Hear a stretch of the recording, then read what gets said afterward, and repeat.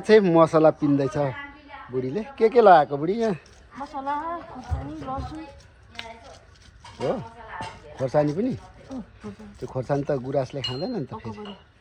नानीले मासु खाएको छोरीले त मासु खायो ल अब यो पिनेर चाहिँ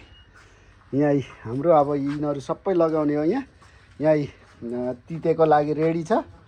यहाँ मसलाहरू रेडी है अब यहाँ छोपी पकाउँदैछ है मेरो बुढीले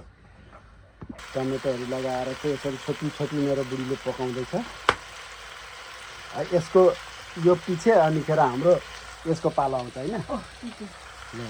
के लगाएको लसुनको पात लगाएको लसुनको पात लगायो होइन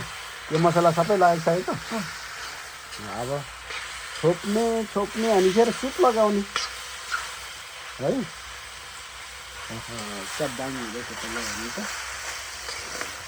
अलिक मजाले पाएर सुप बनाउँदैछ नि होइन हाम्रो भात चाहिँ उता हुँदैछ फेरि उता रेडी हुँदैछ